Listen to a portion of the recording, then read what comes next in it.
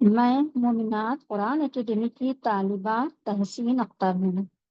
آج ہم آپ سب کے سامنے قیامت کا منظر ٹاپک پر دعوت دینے آئے ہیں۔ میری استاذہ کا مین مقصد اپنی سبھی طالباؤں کو آگے بڑھانا اور دعوت جیسی سنت کو بھی آگے بڑھانا ہے۔ اللہ سے تعلق کو مضبوط کرانا ہے۔ ہر ایک طالبہ کو وہ دائی بنانا چاہتی ہیں۔ ہر عورتوں کے دلوں تک قرآن کا میسج پہنچانا چاہتی ہیں۔ ایمان کو بڑھانا اور اللہ سے محبت کرانا یہ ان کا مشن ہے۔ اللہ سبحانہ تعالیٰ سے یہ دعا ہے کہ اللہ ان کے اس مشن کو خوب آگے بڑھائیں اور خوب کامیاب کریں۔ مومنات قرآن اکیڈمی سے جڑنے سے پہلے، ابھی جب سے میں جڑی ہوں اس کے پہلے میں ایک نماز اذکار کی کلاس اس پر چلتی تھی، تو میں کبھی کبھی جوائن کر لیتی تھی، مگر چونکہ میں نے شروع سے نہیں کیا تھا تو ہم کو کم سمجھ میں آ پاتا تھا اور شاید اللہ کی ہدایت اتنی نہیں تھی۔ مگر اس کے بعد جب سورہ ملک کی کلاس اسٹارٹ ہوئی تو مجھے اللہ نے بہت ہدایت دی کہ ہم کو پڑھنا ہے، اور ہم اللہ کا اس کے لیے بہت بہت بہت شکر ادا کرتے ہیں کہ اس کے جڑنے کے بعد تو اب یہی لگتا ہے یہ کلاسز کبھی بھی ختم نہ ہوں اور زندگی بھر ہم اس سے جڑے رہیں۔ اگر کلاس کسی دن نہیں ہوتی ہے تو لگتا ہے کچھ چھوٹ گیا ہے۔ اللہ سے دعا ہے کہ اللہ ہماری طرح تمام لوگوں کو اس سے جڑنے کی توفیق دیں، اللہ سے محبت کرنے والے بنیں، اللہ کو راضی کرنے والے بنیں، جس سے ہمارے لیے جنت جانا آسان ہو جائے۔ کیونکہ جو ہماری میڈم پڑھاتی ہیں، الحمدللہ اللہ ان کو اس سے زیادہ توفیق دے، اتنا بہترین پڑھاتی ہیں، اتنا اچھا پڑھاتی ہیں کہ تفسیر بتاتی ہیں اس وقت لگتا ہے کہ آخرت کا سارا منظر سامنے آ گیا ہے۔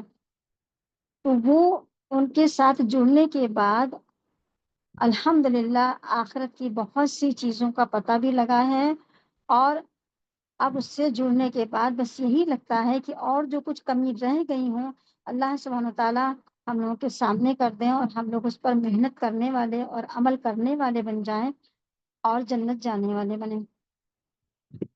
السلام علیکم ورحمۃ اللہ وبرکاتہ۔ امید ہے کہ آپ سب خیر و عافیت سے ہوں گی، ایمان اور صحت کی بہترین حالت میں ہوں گی۔ اللہ رب العزت آپ سب کو دونوں جہاں کی عافیت نصیب فرمائیں۔ اللہ سبحانہ تعالیٰ ہماری استاذہ اور ہم سب کو ایسے ہی مومنات قرآن اکیڈمی کے ذریعے ملاتے رہیں۔ اللہ ہم سب کا ساتھ یہاں سے جنت تک بنائے رکھیں، ہم سب جنت میں بھی اسی طرح ملیں، رب العالمین، آمین رب العالمین۔ الحمدللہ رب العالمین، والصلاة والسلام علی اشرف الانبیاء والمرسلین وعلی آلہ وصحبہ وسلم بسنتہ علی یوم الدین، آمین یا رب العالمین۔ اعوذ باللہ من الشیطان الرجیم، بسم اللہ الرحمن الرحیم۔ رب اشرح لی رب زدنی علما، رب زدنی علما، رب زدنی علما۔ رب اشرح لی صدری ویسر لی امری واحلل عقدۃ من لسانی یفقہوا قولی۔ یا فتاح یا کریم، لا الہ الا انت سبحانک انی کنت من الظالمین۔ اللہم فقہنا فی الدین، اللہم فقہنا فی الدین۔ الحمدللہ آج اللہ کے حکم سے، اللہ کی دی ہوئی توفیق سے، اچھی صلاحیتوں کے ساتھ، اچھے ذہنوں کے ساتھ الحمدللہ ہم بول سکتے ہیں، ہم سن سکتے ہیں اور ہم سمجھنے کی صلاحیت رکھتے ہیں۔ اللہ کی دی ہوئی ہر اعضا ہمارے لیے بہت بڑی نعمت ہے، جس سے ہم دیکھ کر، سن کر، سمجھ کر اور اس کا اچھے ذہنوں سے صحیح استعمال کر رہے ہیں، یعنی ہم سب سورہ ملک اللہ کا بہترین علم سیکھ رہے ہیں۔ سورہ ملک دینی علم جو ہماری استاذہ کی بہت بڑی محنت ہے، اور ہم سب کے لیے وہ اتنی زیادہ محنت کرتی ہیں کہ اللہ ان کو دونوں جہاں میں بہت بہت جزائے خیر دے۔ علم سیکھنا ہمارے لیے فرض ہے، ساتھ ہی ہمیں دنیا میں رہ کر دنیاوی اور دینی دونوں علم سیکھنا ضروری ہے۔ ہم دنیاوی علم اس لیے سیکھتے ہیں کہ ہم اپنی زندگی اچھی طرح گزار سکیں، مگر اس کے ساتھ ہم دینی علم جو ہمارے لیے فرض ہے اور ضروری ہے، وہ علم سے ہمیں زندگی جینے سے لے کر سب کچھ اللہ سبحانہ تعالیٰ نے قرآن میں بتا دیا ہے، اس کا تو ہمیں حساب بھی دینا ہوگا۔ اس لیے ہمیں دنیا میں رہتے ہوئے اپنی آخرت کا خیال رکھنا بہت ضروری ہے۔ دنیا کی زندگی اور دنیاوی علم ہمیں سیکھنا چاہیے، پر اس علم کے ساتھ ہمیں اپنے دینی علم اور دینی عبادت میں کوئی کمی نہیں کرنی چاہیے۔ تو اللہ سبحانہ تعالیٰ سے ہم دعا کرتے ہیں کہ آج کے سیکشن میں اللہ ہم سب کے لیے بہت ساری خیر اور برکت عطا فرمائیں، اور جو لوگ یہاں موجود ہیں اور جو سن رہی ہیں، اللہ ان سب کے لیے اس کو سمجھنا اور زندگی میں اس کو اپنے عمل میں لانا اللہ ہم سب کے لیے بہت آسان کریں۔ اللہ ہمیں بھی ایسی توفیق دیں کہ ہم یہ سب اچھی طرح سے آپ سب کو سمجھا پائیں اور بتا سکیں۔ ہمیں اپنی آخرت کا خیال رکھتے ہوئے ہمیں اپنے آخری گھر کی تیاری، جہاں ہم کو ہمیشہ ہمیشہ کے لیے رہنا ہے، ہمیشہ زندگی گزارنی ہے، اس کی تیاری کرنا بہت ضروری ہے۔ اس کے لیے ہمیں اس منظر کو جاننا بہت ضروری ہے کہ دنیا کی ہر چیز سے زیادہ ہمارے لیے آخرت اور قیامت کا منظر جاننا ضروری ہے۔ ہمیں قیامت کا منظر جاننا اس لیے بھی ضروری ہے کہ ہمیں آگے جا کر کے اپنی اسی زندگی کو گزارنا ہے جو ہم یہاں گزار رہے ہیں، جو ہم یہاں کر رہے ہیں ہم کو اسی کا حساب وہاں ملے گا۔ تو اگر ہم کو معلومات اچھی ہوگی تو ہم جنت جانے والے بن جائیں گے، اور اگر ہم غفلت میں گزاریں گے تو اللہ عالم، کیونکہ لوگ دنیا میں غفلت اور بے خوف زندگی جی رہے ہیں۔ لوگ یہ بھی نہیں سوچتے ہیں کہ لوگ یہ سوچتے ہیں کہ قیامت ابھی بہت دور ہے، ان کو یہ خیال نہیں ہوتا ہے اور نہ اس بات کا کوئی خوف ہے کہ ہم کو اللہ کے سامنے کھڑے ہونا ہے۔ شاید وہ ابھی بوڑھے ہونے کا انتظار کرتے ہیں، کتنا بھی عبادت کر لیں گے۔ اگر ہمیں قیامت کا منظر پتہ ہوگا تو ہم آخرت کی تیاری ضرور کریں گے اور اچھی کریں گے۔ اللہ سبحانہ تعالیٰ ہم سب کو اس منظر کو بہت اچھی طرح سمجھنے والا بنائیں کہ ہم سب جو یہاں پر سن رہے ہیں اپنی آخرت کو بہترین بنانے والے بنیں، آمین۔ تو آپ سب سے ایک گزارش ہے کہ آپ لوگ یہ پورا منظر سننے کے بعد بہت اچھی نیتوں کے ساتھ بہت اچھے ارادے اٹھنے سے پہلے بہت اچھی نیتیں کریں گے اور بہت اچھے ارادے کریں گے۔ تو ہم کیا نیتیں کریں گے کہ گناہ کرنے سے بچیں، اپنے آپ کو گناہوں سے روکنے کی کوشش کریں گے، ہم اچھی عبادت خلوص کے ساتھ کریں گے، اللہ کی رضا کے لیے سارے کام کریں گے جس سے اللہ راضی ہو، اور اللہ راضی ہونے کا مطلب کہ ہم کو جنت جانا آسان ہو۔ ہم اچھے ہوش و حواس کے ساتھ اپنی زندگی گزارنے والے بنیں گے۔ جب ہم قیامت کا منظر سن لیں گے تو ہم اپنے صحیح اور غلط کا فرق ہر بات میں کر سکیں گے۔ ہر چھوٹی سے چھوٹی برائیوں سے بچنے کی ہم کوشش کریں گے، صدقہ خیرات زکوٰۃ دینے والے بنیں گے اور والدین کی بہت عزت کریں گے، اچھے اخلاق والے بنیں گے۔ یعنی آج کی دعوت میں جو کچھ ہم کہیں گے اور آپ سب سنیں گے تو اس کو ہم سب اپنی زندگی کا مقصد بنا لیں۔ ہم کوشش کریں گے کہ قیامت کا منظر سننے کے بعد ہمیں اپنے سبھی پوائنٹ کو اپنا مقصد بنانا ہے، تو کہیں انشاءاللہ اور اچھی نیتیں کریں اور اچھے ارادے کریں۔ الحمدللہ۔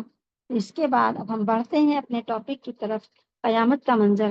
ایک آپ لوگوں سے گزارش ہے کہ ہو سکے تو ایک نوٹ بک اور ایک پین لے کے بیٹھیے، کیونکہ اتنے پوائنٹس ہوں گے کہ ان کو نوٹ کرتی چلیے تو بہتر ہوگا۔ تو ہم آتے ہیں اپنے قیامت کے منظر پر۔ قیامت کا منظر،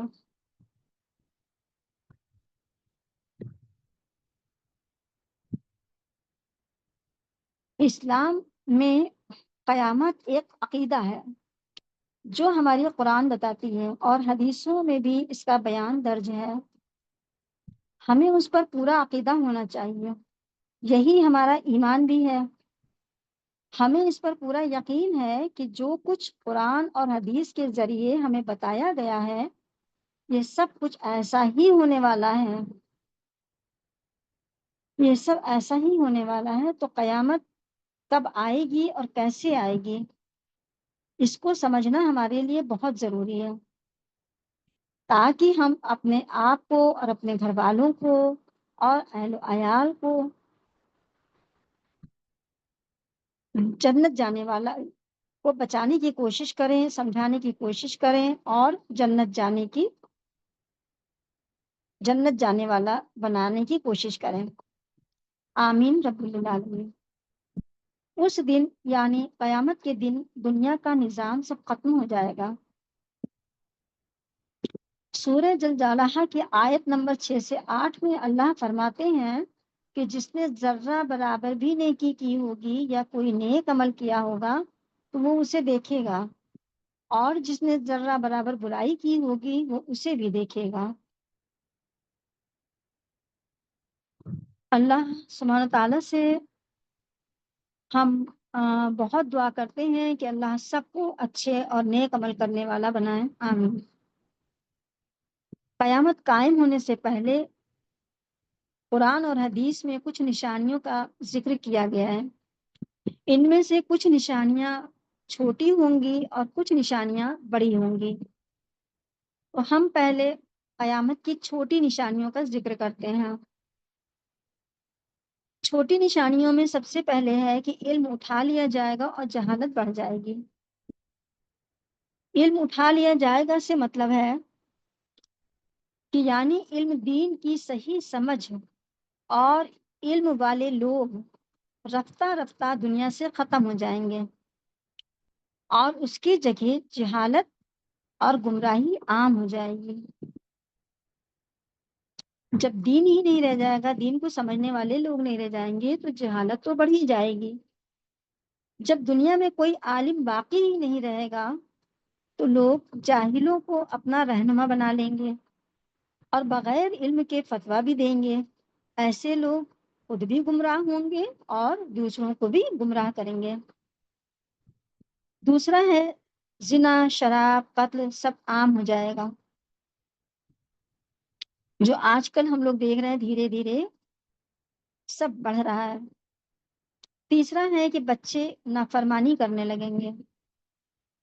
آج کل ہر گھر میں سننے کو ملتا ہے کہ بچہ کہنا نہیں مانتا ہے۔ اس کی وجہ ہے کہ اب دین کی طرف بچوں کا رجحان کم کر ماں باپ ادھر دھیان کم دیتے ہیں، پہلے اسکولوں میں ایڈمیشن کراتے ہیں، گھر میں تعلیم دینے کی جگہ پر ان کو موبائل پکڑا دیتے ہیں۔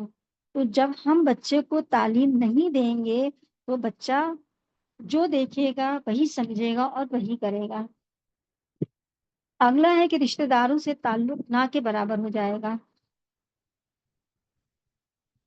پہلے کیا ہوتا تھا کہ پہلے لوگ کتنی دور دور جاتے تھے، اپنے رشتہ داروں کے یہاں رہتے تھے رکتے تھے، ساتھ کئی کئی دن گزار لیتے تھے، مگر اب لوگ اپنی سہولیت دیکھتے ہیں، آسانی دیکھتے ہیں کہ ہم ان کے یہاں جائیں گے تو ہم کو کتنا آرام ملے گا، اس لیے اب وہ بس صبح شام گئے یا چند گھنٹوں کے لیے جاتے ہیں، موبائل سے خیریت لے لیتے ہیں اور بس اتنے میں ہی کام چل جاتا ہے۔ اگلا ہے فتنوں کا پھیلنا۔ فتنوں کا پھیلنا اس کا مطلب ہے کہ دین میں بگاڑ آ جائے گا، لوگوں میں حق اور باطل کی پہچان ختم ہو جائے گی، بے حیائی، لالچ عام ہو جائے گی، سچائی ختم ہو جائے گی۔ آج ہم آخر الزماں کے فتنوں کی طرف بڑھ رہے ہیں، اس لیے کہ دھیرے دھیرے وہی سب فتنے، وہی ساری پہچان، وہی قیامت کی نشانیاں دھیرے دھیرے ظاہر ہو رہی ہیں۔ نیکسٹ پوائنٹ ہے جھوٹ عام ہو جائے گا۔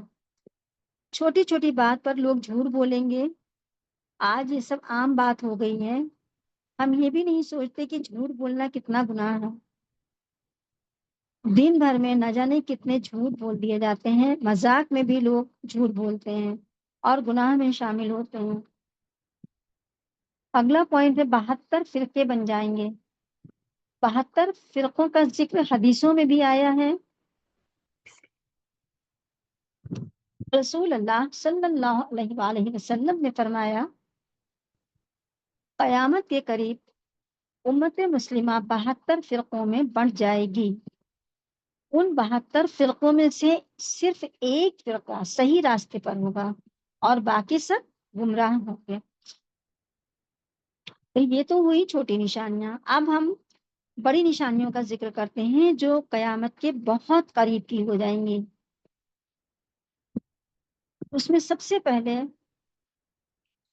حضرت امام مہدی علیہ السلام کا ظہور ہوگا۔ ظہور مطلب ظاہر ہوگا، یعنی وہ دنیا میں آئیں گے۔ یہ قیامت کی آخری بڑی نشانیوں میں سے ایک ہے۔ ان کے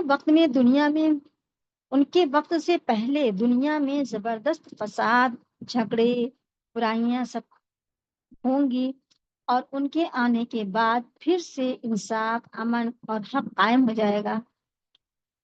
یہ پھر سے دنیا میں انصاف، امن قائم کریں گے۔ اللہ سبحانہ تعالیٰ ان کو اسی مقصد کے لیے دنیا میں بھیجیں گے جس کا ذکر قرآن میں ہے۔ ان کے آنے کے بعد دین اسلام پھر سے واپس اپنی اصلی شکل میں آ جائے گا اور دنیا میں امن اور چین قائم ہو جائے گا۔ اگلا ہے بڑی نشانیوں میں دجال کا پیدا ہونا، جو لوگوں کو گمراہ کرے گا۔ یہ بھی قیامت کی بڑی نشانیوں میں سے ایک ہے، اور یہ ایک بہت بڑا فتنہ بھی ہے جو قیامت سے پہلے ظاہر ہوگا۔ یہ لوگوں کو گمراہ کرے گا، کچھ ایسے معجزے بھی دکھائے گا جو لوگوں کو آزمانے کی کوشش کرے گا۔ وہ خدا ہونے کا دعویٰ بھی کرے گا،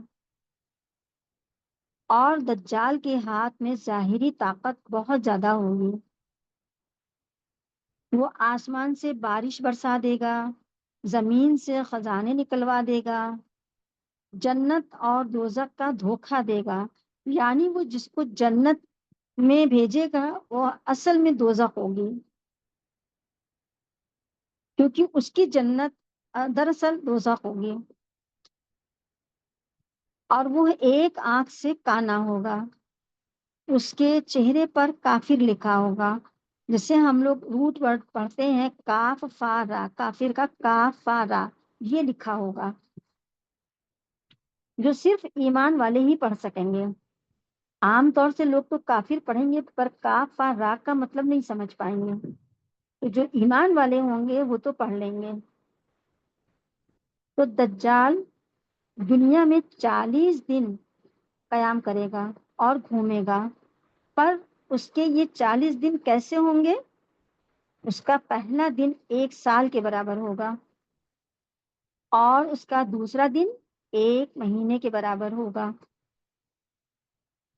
اور تیسرا دن 1 ہفتے کے برابر ہوگا، اور باقی کے عام دن جیسے ہوتے ہیں ویسے ہی ہوں گے۔ وہ تقریباً تمام دنیا میں جائے گا مگر مکہ اور مدینہ میں نہیں جا پائے گا۔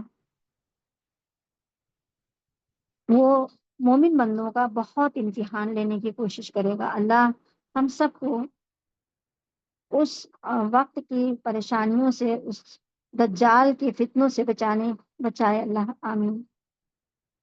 اگلا پوائنٹ ہے یاجوج اور ماجوج کا خروج، مطلب ظاہر ہونا۔ یاجوج اور ماجوج کا قصہ آپ لوگ سورہ کہف میں پڑھتے بھی ہیں۔ یہ بھی ایک بڑی نشانیوں میں سے ایک ہے، اس کا ذکر بھی قرآن اور حدیثوں میں آیا ہے۔ یہ انتہائی طاقتور ہوں گے اور تعداد میں بہت زیادہ ہوں گے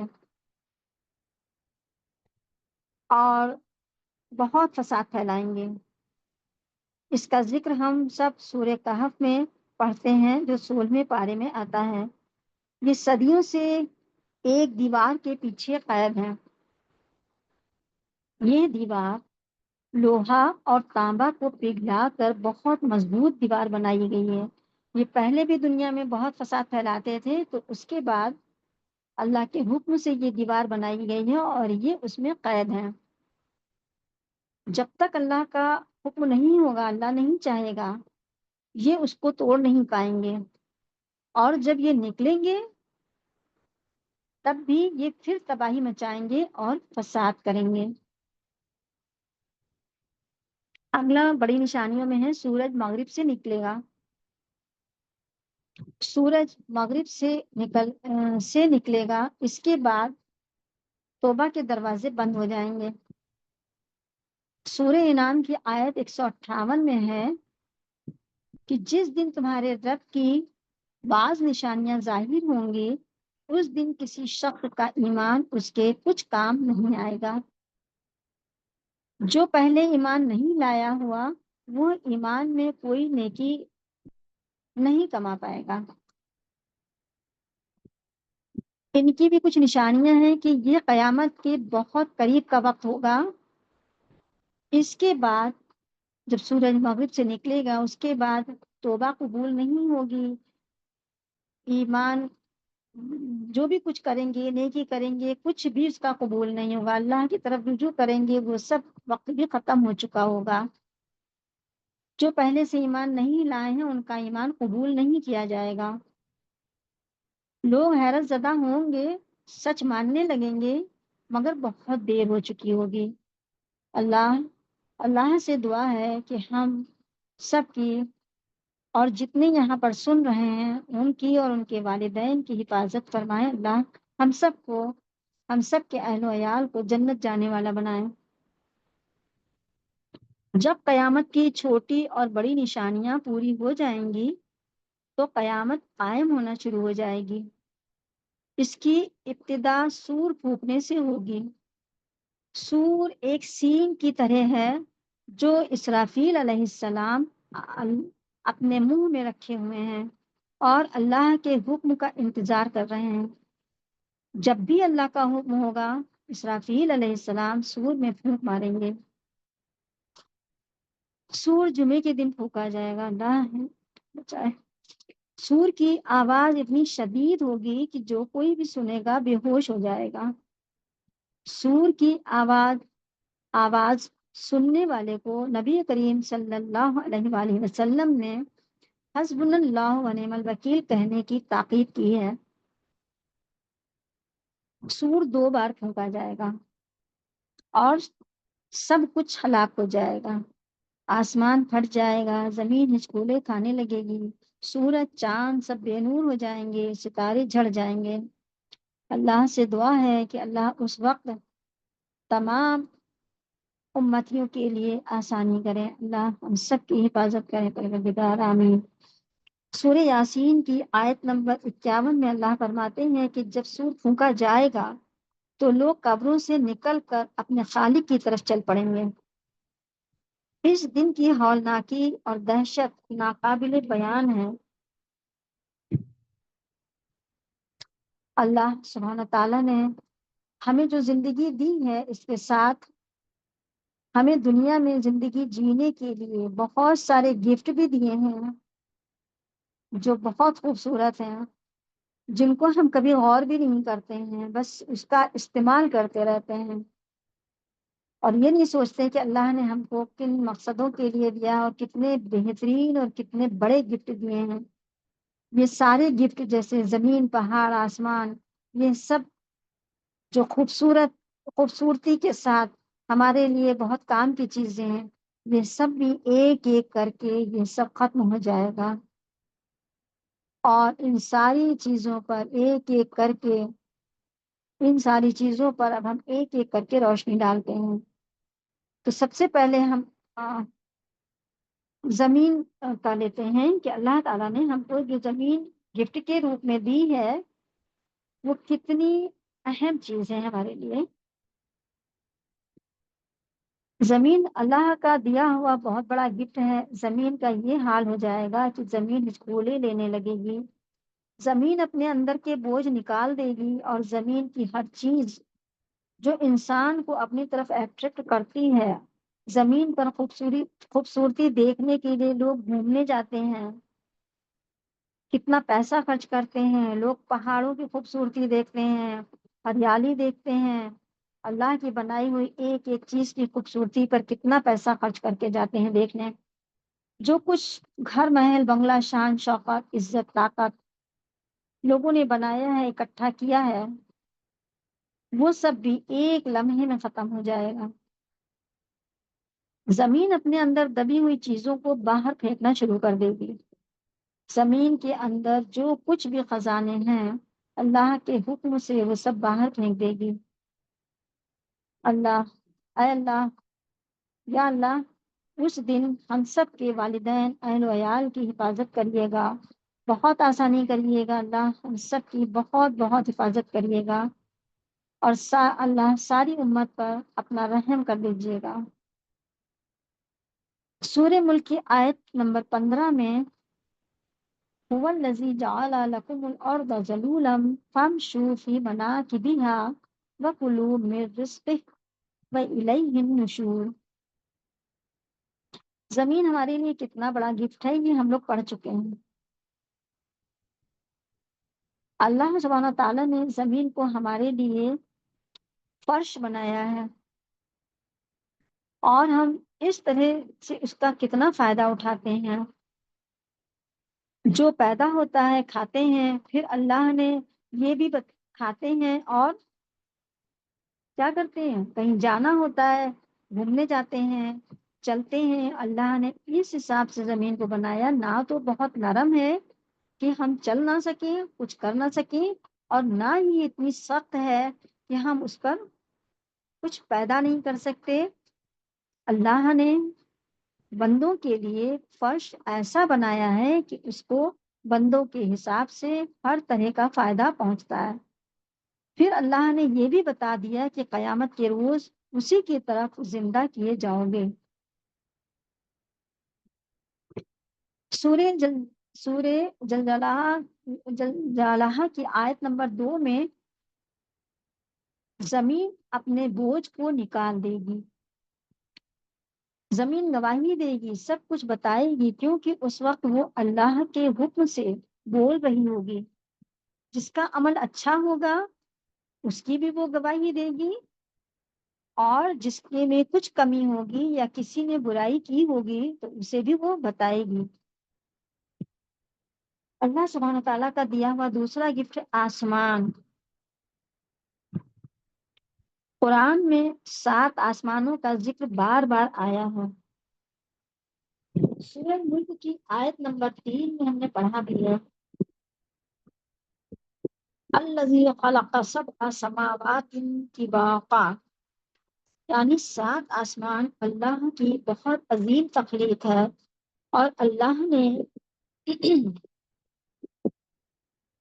نے ایک کے اوپر تہ بنایا ہے۔ سورہ ملک کی ایک اور آیت میں اللہ فرماتے ہیں وَلَقَدْ زَيَّنَّا السَّمَاءَ الدُّنْيَا بِمَصَابِيحَ، کہ اللہ نے دنیا کے آسمانوں کو زینت دی، خوبصورتی دی، جو یہ آسمان جو بنا پلر کے اوپر ایک ہیں، دنیا کے لیے خوبصورت بنایا۔ آسمان سے اللہ ہمارے لیے پانی برساتے ہیں، اللہ نے ہمارے لیے دھوپ، ہوا، روشنی کا اتنا اچھا انتظام کیا ہے، اور سب کچھ فری میں ہے۔ آج ہم جو سانس لے رہے ہیں، اس کی ایک ایک سانس کی قیمت کتنی زیادہ ہے، اس کو ہم اندازہ نہیں لگاتے ہیں، پر جب اس کا اندازہ ہمیں تب ہوتا ہے جب ہمیں ضرورت پڑتی ہے۔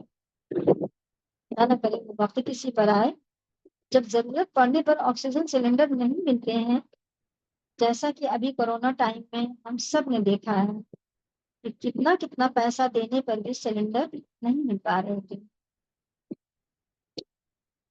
اللہ سے ہم دعا کریں، اور ہم اور اب ہم یہ سوچیں کہ اللہ اپنے بندوں کے لیے کتنا مہربان ہے، اور ہم بندے اللہ کا کتنا شکر ادا کرتے ہیں، بہت کم شکر ادا کرتے ہیں، کیونکہ اللہ سبحانہ تعالیٰ نے سورہ ملک کی آیت 23 میں اپنے بندوں سے یہ فرمایا ہے، قلیلا ما تشکرون، تم کتنا تھوڑا شکر ادا کرتے ہو۔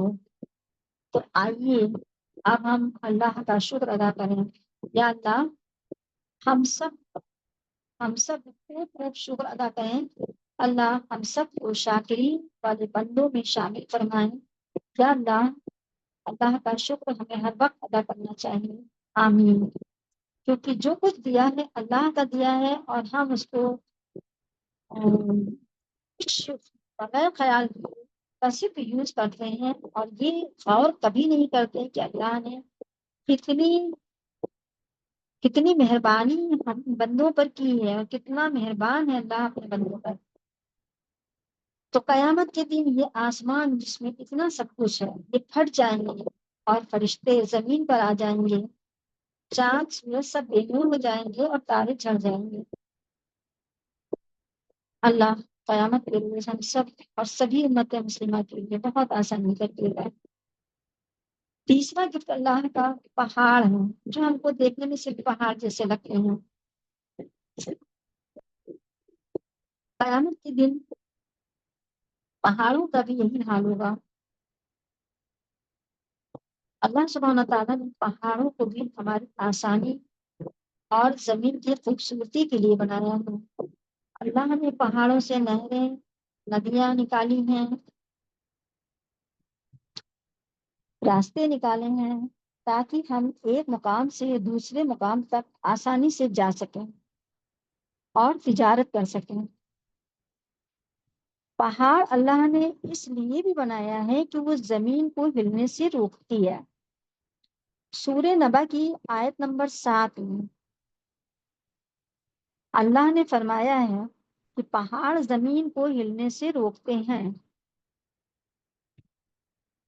تو اس دن یعنی قیامت کے دن یہ پہاڑ بھی چلا دیے جائیں گے، اور پہاڑ روئی کے گالوں کی طرح اڑنے لگیں گے، اور ریت کی طرح ہو جائیں گے۔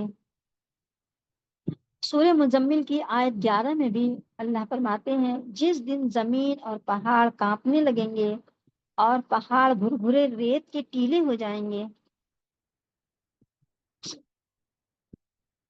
سورہ معارج آیت نمبر 9 میں پہاڑ ایسے ہو جائیں گے جیسے دھنکی ہوئی روئی۔ اللہ سے بہت دعا ہے، اللہ ہم سب کی اور ساری امت کی، اور جو لوگ یہاں بیٹھے سن رہے ہیں، اللہ ہم سب کی خوب حفاظت کریں، اور ہم سب کے لیے بہت آسانی کریں۔ آمین۔ اس حقیقت کو اللہ نے اپنے پیغمبروں کے ذریعے پہلے سے ہی لوگوں کو مطلع کر دیا ہے، قرآن میں آیتوں کے ذریعے بتا دیا ہے، مگر پھر بھی لوگ دنیا کی رنگینیوں میں اس حقیقت کو بھولے ہوئے ہیں۔ آج ہم کو آخرت کا کوئی احساس نہیں ہے۔ اللہ ہم سب کو دنیا میں رہتے ہوئے آخرت پر نظر رکھنے والا بنائیں۔ قیامت کے دن سبھی لوگ اس منظر میں بالکل تنہا ہوں گے، سبھی نفسا نفسی کا شکار ہوں گے، کسی کو ایک دوسرے کے طرف دیکھنے کی فرصت ہی نہیں ہوگی۔ اس حال سے بچنے کی کوئی صورت نہیں ہوگی، کہیں پناہ نہیں ملے گی۔ اللہ، قرآن میں اس حالت کو اس طرح بیان کیا گیا ہے، زمین اور پہاڑ اکھاڑ دیے جائیں گے تو توڑ پھوڑ کر برابر کر دیے جائیں گے۔ یا اللہ، ہم سب جو لوگ سن رہے ہیں ان کے گھر والے اور ساری امت کے لیے اور ان کے اہل و عیال کو اللہ اس وقت پر بہت آسانی کریں۔ اللہ کا اگلا گفٹ سمندر۔ اسی طرح اللہ سبحانہ تعالیٰ نے سمندر کو بھی انسانوں کے فائدے کے لیے بنایا ہے۔ سمندر کے اندر سے تمام چیزیں نکلتی ہیں۔ سمندر سفر کے کام آتا ہے، سمندر کے راستے تجارت ہوتی ہے، بادل بن کر پانی برستے ہیں جو ہم لوگوں کی زندگی اور گرمی کو کم کرتے ہیں، کتنا ضروری ہے۔ تمام مچھلیاں رزق کا سبب بنتی ہیں۔ سورہ رحمان کی آیت نمبر 19 اور 20 میں اللہ کی قدرت کی دو پانیوں کے بیچ اللہ نے پردہ رکھا ہے۔ دو مختلف سمندر آپس میں ملتے ہیں، ایک کا پانی کھارا ہے اور ایک کا پانی میٹھا ہے، پر بیچ میں پردہ ہے۔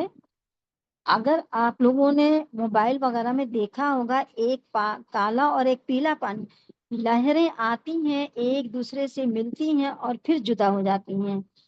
یہ اللہ کی کتنی بڑی قدرت ہمارے سامنے ہے۔ تو قیامت کے وقت سمندر بھی بھڑکا دیے جائیں گے اور سمندر کا پانی سوکھ جائے گا اور آگ بھڑکا دی جائے گی۔ سمندر کی لہریں آگ کی لپٹیں بن کر آسمان تک بلند ہو رہی ہوں گی۔ فضا میں موجود آکسیجن ختم ہو جائے گی۔ اللہ کے حکم سے سمندر میں موجود تمام خزانے باہر پھینک دیے جائیں گے۔ اللہ ساری امت مسلمہ کے لیے بہت آسانی کریں للعالمین۔ اسی طرح سورج، چاند اور تاروں کا ہے کہ سورج، چاند اور ستارے اللہ نے ان کو بھی ہمارے لیے وقت اور روشنی کا نظام بنایا ہے۔ سورج سے ہم کو روشنی کے ساتھ وٹامن ڈی جو ہمارے جسموں کے لیے بہت ضروری چیز ہے، یہ ہماری ہڈیوں کو بہت مضبوط کرتی ہے۔ نیو بورن جو بچے ہوتے ہیں ان کو ڈاکٹر کہتے ہیں کہ دھوپ میں صبح کی دھوپ ضرور دکھائیے۔ کیا ان سب چیزوں کے لیے ہم خدا کا شکر ادا کرتے ہیں؟ بہت کم کرتے ہیں۔ ہمیں ہر پل اللہ کا بہت شکر ادا کرنا چاہیے۔ دھوپ جوڑوں کے لیے، جسم کے لیے کتنی ضروری ہوتی ہے۔ انسان یہی سوچتا ہے جاڑوں میں کہ تھوڑی دھوپ مل جائے تو جسم میں گرمی آ جائے۔ دھوپ نہ ملنے سے ہاتھ پیر سن ہونے لگتے ہیں۔ دھوپ سے ہم کو پھل پھول سبزیاں، فصلوں کو فائدہ ہوتا ہے۔ فصلیں اچھی ہونے سے ہمیں اناج اور جانوروں کو فائدہ ہوتا ہے۔ جانوروں کو گھاس پھوس ملتا ہے جو ہمیں دودھ دیتے ہیں اور سواری کے کام بھی آتے ہیں۔ تو سورج کی روشنی زمین پر زندگیوں کو قائم کیے ہوئے ہے۔ اگر سورج کی روشنی نہ ملے تو یہاں زندگیاں محال ہو جائیں۔ الحمدللہ ہمیں اللہ کا بہت شکر ادا کرنا چاہیے۔ اللہ ہم سب کو شاکرین والے بندے بنائے، آمین۔ اسی طرح چاند کا ہے کہ چاند سے اسلامی مہینے کی پہچان ہوتی ہے۔ حج، رمضان اور عید کے چاند ضرور دیکھے جاتے ہیں، کیونکہ چاند سے ہمیں مہینہ اور اس کی تاریخ معلوم ہوتی ہے۔ پھر ستارے ہیں کہ ستارے بھی اللہ نے ستاروں کو دنیا کے چراغوں کی طرح بنایا ہے، اور ستاروں سے آسمان کو زینت بھی خوب دی ہے، خوبصورت بنایا ہے، جو دیکھنے میں بہت خوبصورت لگتے ہیں۔ ساتھ ہی شیطانوں کو مارنے کی چیز بھی بنایا ہے۔ اللہ سبحانہ تعالیٰ نے آسمان پر کچھ حد ہے جس جگہ شیطانوں کا جانا منع ہے، اگر اس جگہ شیطان جانے کی کوشش کرتے ہیں تو یہی تارے ان کو مارنے کا کام بھی کرتے ہیں۔ سورہ ملک کی آیت نمبر 5 میں ہے وَلَقَدْ زَيَّنَّا السَّمَاءَ الدُّنْيَا بِمَصَابِيحَ وَجَعَلْنَاهَا رُجُومًا لِلشَّيَاطِينِ۔ تو یہ ستارے جو اللہ نے بنائے ہیں، اللہ نے ان میں زینت بھی دی ہے، خوبصورتی بھی دی ہے، اور شیطانوں کو مارنے کا کام بھی، شیطانوں کو مارنے کی چیز بھی بنایا ہے۔ یہ ساری چیزیں قیامت کے دن سب ختم ہو جائیں گی۔ قیامت کے دن سورج لپیٹ لیا جائے گا، چاند بے نور ہو جائیں گے اور تارے جھڑ جائیں گے، یہ ساری چیزیں بالکل فنا ہو جائیں گی۔ سورہ الزمر کی آیت 68 میں ہے کہ جب پہلی بار اسرافیل علیہ السلام سور پھونکیں گے تو سب ختم ہو جائیں گے۔ سور کی آواز اتنی شدید، اتنی خوفناک ہوگی کہ جو سنے گا بے ہوش ہو جائے گا اور مر جائے گا۔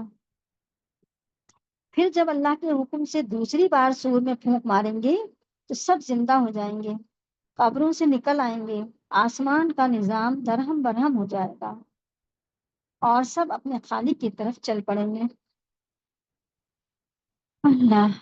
اللہ کے حکم سے سبھی کو دوبارہ زندہ کیا جائے گا، جسم دوبارہ بنایا جائے گا، چاہے وہ راکھ میں مل چکا ہو یا پانی میں چلا گیا ہو یا ہوا میں ہو، اللہ ہر چیز پر قدرت رکھنے والا ہے۔ سورہ یاسین کی آیت نمبر 78 اور 78 اور 79 میں کہ قرآن میں اللہ فرماتے ہیں کہ جس نے پہلی بار پیدا کیا وہ دوبارہ بھی پیدا کرنے پر قادر ہے۔ بے شک اس میں اللہ سے بہت دعا کرنی چاہیے کہ ہم اپنے لیے اور اپنے گھر والوں کے لیے اور ساری امت کی اللہ حفاظت کریں اور اپنی رحمت سے ہم سب کو جنت جانے والا بنائیں۔ اللہ ہم سب کے لیے آسانی کریں۔ اس کے بعد میدان حشر قائم ہو جائے گا۔ حشر اس دن کا نام ہے جس دن اللہ سبحانہ تعالیٰ تمام انسانوں، جناتوں اور ساری مخلوق یعنی چرند پرند کو بھی دوبارہ زندہ کر کے ایک وسیع اور بہت بڑے میدان میں جمع کریں گے تاکہ ان کا حساب کتاب کیا جا سکے۔ میدان حشر کی کیفیت کیا ہوگی؟ اس کی میدان حشر کی کیفیت اس دن سبھی انسان ننگے پاؤں، ننگے بدن اور بنا ختنہ کے ہوں گے۔ صحیح بخاری کی حدیث ہے کہ ہمارے نبی کریم صلی اللہ علیہ وآلہ وسلم نے عائشہ رضی اللہ تعالیٰ عنہ سے فرمایا، عائشہ معاملہ اس قدر سخت ہوگا کہ کسی کو کسی کی پرواہ نہیں ہوگی۔ ایک اور جگہ ہمارے نبی کریم صلی اللہ علیہ وسلم نے فرمایا کہ سبھی انسان ننگے پاؤں، ننگے بدن اور بنا ختنہ کے ہوں گے۔ تو عائشہ رضی اللہ تعالیٰ عنہ نے پوچھا کہ یا اللہ کے رسول، ہمیں شرم نہیں آئے گی؟ رسول اللہ صلی اللہ علیہ وسلم نے کہا، عائشہ کسی کو ہوش نہیں ہوگا، سب اپنے میں پڑے ہوں گے، وہ کیفیت بہت خراب منظر ہوگا، سب اپنے میں ہی پریشان ہوں گے۔ یا اللہ اس ایسے منظر سے ہم سب، اس وقت سے ہم سبھی امتیوں کی حفاظت فرمائیں اور وہ وقت سب پر آسان ہو۔ اللہ ہم سب کی حفاظت فرمائیں، آمین صلی اللہ علیہ۔ اس کے بعد دوسرا اعمال نامے دیے جائیں گے۔ جو اللہ کے نیک مومن بندے ہوں گے ان کو ان کا اعمال نامہ ان کے داہنے ہاتھ میں دیا جائے گا، اور جو گنہگار بندے ہوں گے ان کو بائیں ہاتھ میں پیٹھ کے پیچھے سے دیا جائے گا۔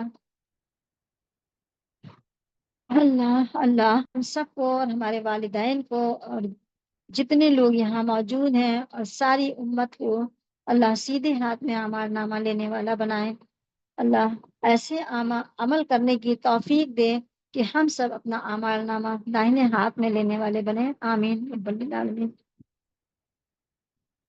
اس کے بعد حساب کتاب ہوگا اور چھوٹی سے چھوٹی نیکی اور برائی پیش کی جائے گی۔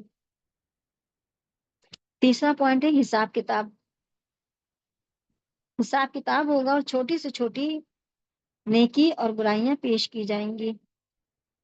یا اللہ، دنیا میں ہم جو چھوٹے سے چھوٹا عمل بھی کرتے ہیں تو اللہ آپ قبول کر لیجئے، تاکہ ہم سب وہاں پہنچیں تو ہمارے لیے آسانی ہو۔ آمین۔ اگلا ہے میزان۔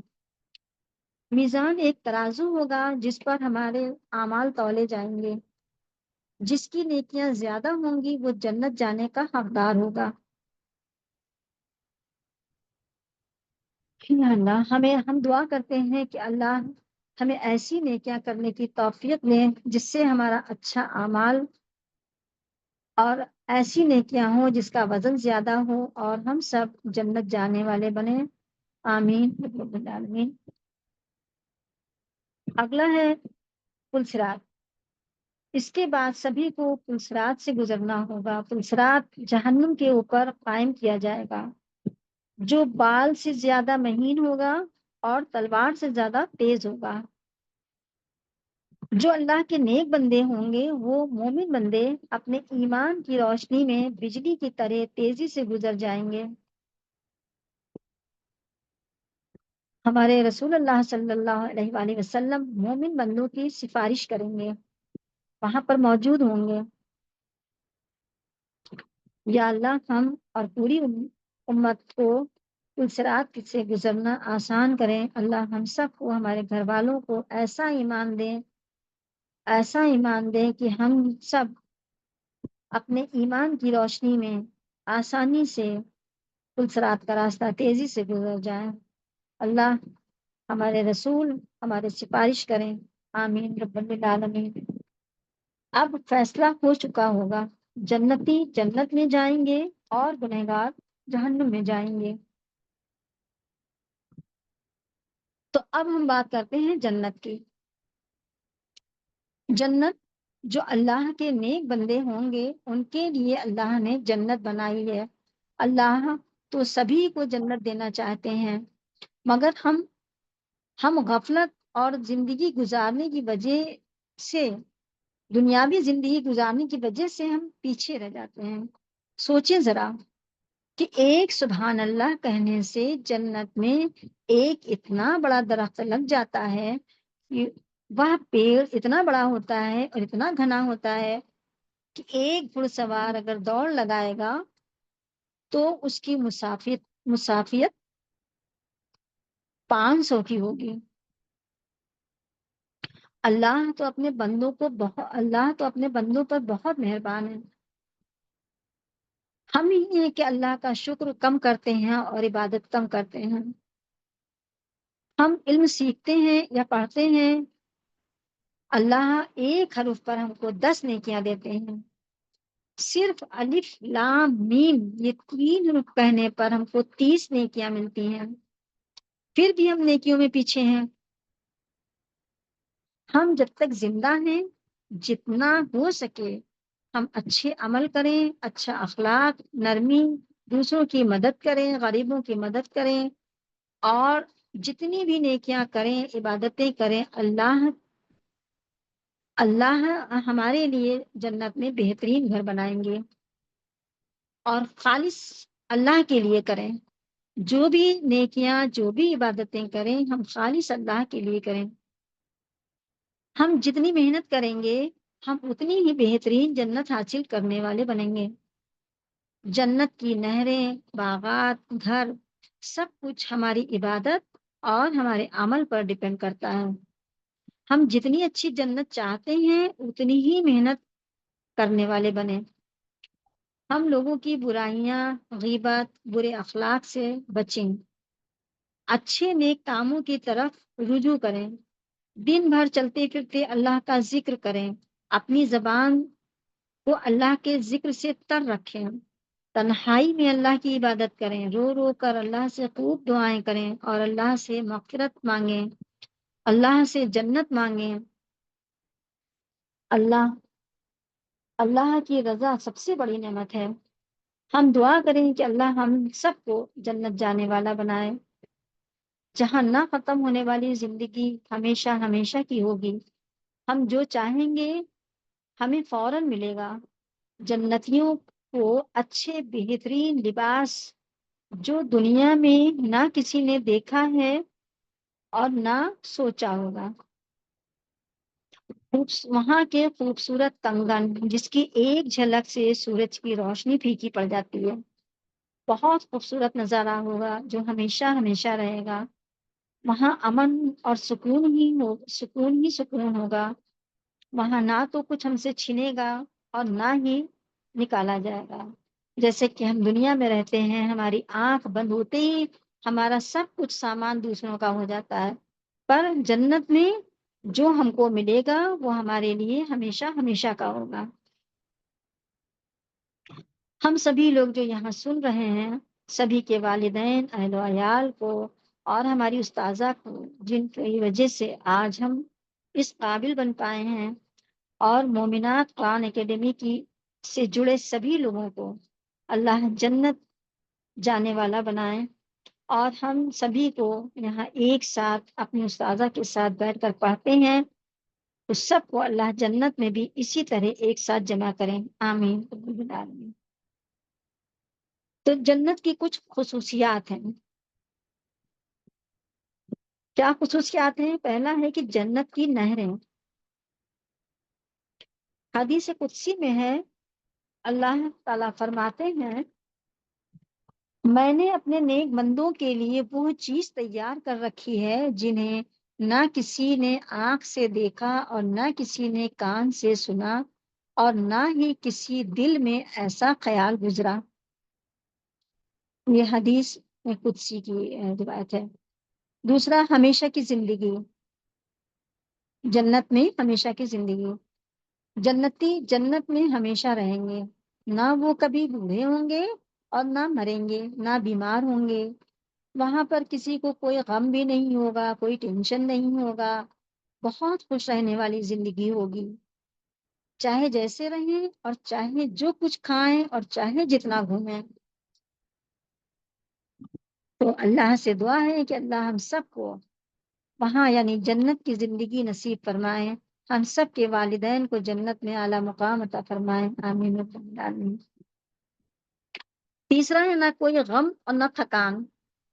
وہاں جنتی باغات میں چاہے جتنا گھومیں گے، کہیں بھی جائیں گے، مگر کوئی تھکاوٹ نہیں ہوگی۔ جنتی ہمیشہ رہیں گے، کبھی نکالے نہیں جائیں گے، نہ وہاں کوئی غم ہوگا، نہ کوئی پریشانی ہوگی، نہ کوئی ٹینشن ہوگا۔ اگلا ہے نہریں اور باغات۔ جنت میں دودھ کی، شہد کی، پانی کی، شراب کی نہریں ہوں گی، جس میں ہر وقت سب کچھ تازہ ہوگا،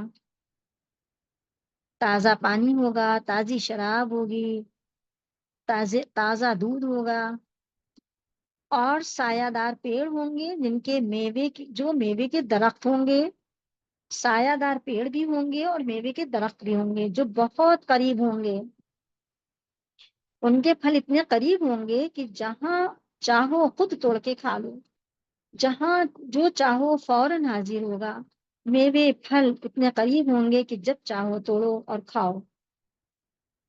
اللہ ہم سب کو اور سب کے والدین کو اور اہل و عیال کو جنت کی نہروں سے پانی پینا اور باغات سے پھل کھانا نصیب فرمائے، آمین آمین۔ اگلا ہے عمدہ لباس اور زیورات۔ جنتیوں کے کپڑے ریشم کے کپڑے ہوں گے، اور ایسے بہترین کپڑے جو دنیا والوں نے کبھی سوچا بھی نہیں، دیکھا بھی نہیں ہوگا۔ خوبصورت کنگن ہوں گے، سب جنتی تختوں پر بیٹھے ہوں گے۔ دنیا دنیا خوبصورت چیزوں کے پیچھے اس طرح پاگل ہوتی ہے، کسی طرح یہ چیز ہم کو مل جائے، جبکہ جنت کی چیزیں تو بہترین سے بہترین ہوں گی، جو صرف جنتیوں کو ہی ملیں گی۔ سب کچھ شاہانہ انداز ہوگا جو ہمیشہ ہمیشہ کے لیے ہوگا۔ تو اگر ہم بہترین سے بہترین چیزیں چاہتے ہیں اور جنت جانا چاہتے ہیں، تو اللہ تعالی ہم سب کو وہاں کا بہترین لباس اور زیورات پہننا نصیب فرمائیں، اور اللہ سے ہر نماز میں جنت جانے کی دعا مانگیں، آمین رب العالمین۔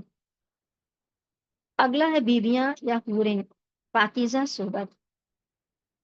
ہر جنتی کو پاک بیویاں ملیں گی جو پاک صحبت کے ساتھ رہیں گی، اور ایک دوسرے کے ساتھ بہت محبت اور خلوص سے پیش آئیں گے.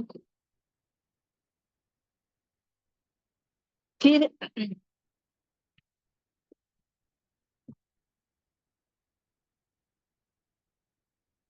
اللہ کا دیدار. جنت کی سب سے بڑی نعمت اللہ کا دیدار ہے. سورہ ملک کی آیت نمبر 12 میں ہے ان الذین یخشون ربهم بالغیب لهم مغفرۃ واجر کبیر. بے شک جو لوگ اللہ سے ڈرتے ہیں ان کے لیے اجر کبیر ہے، یعنی بہت بڑا اجر ہے، اور وہ اجر جنت میں، اور اللہ ان کو جنت میں اپنا دیدار کرائیں گے، جو جنت کی بھی ساری نعمتوں سے بڑھ کر یہ دیدار اللہ کا ہوگا. اللہ ہم سب کو، سننے والوں کو، شامل ہونے والوں کو، اللہ سبھی کو، ہم سب کو اجر کبیر والے بندوں میں شامل فرمائیں. جنت میں ہم سب کو بھی اللہ کا دیدار نصیب ہو، آمین. اب ہے جنت جانے کے اسباب.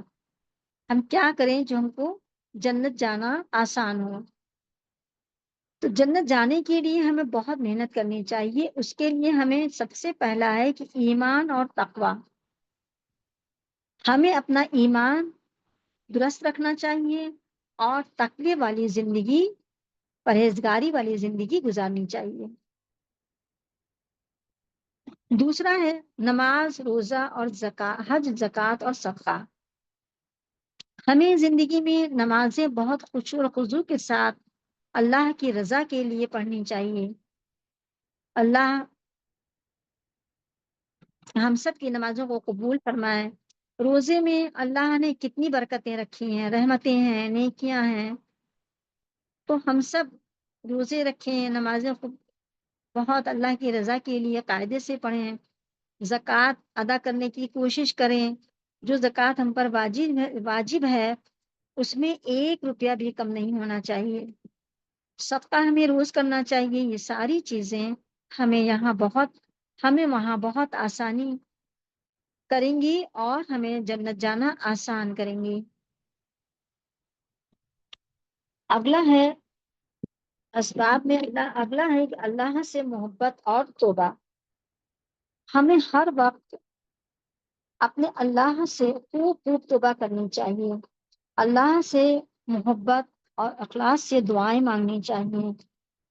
اللہ سے محبت مانگنی چاہیے.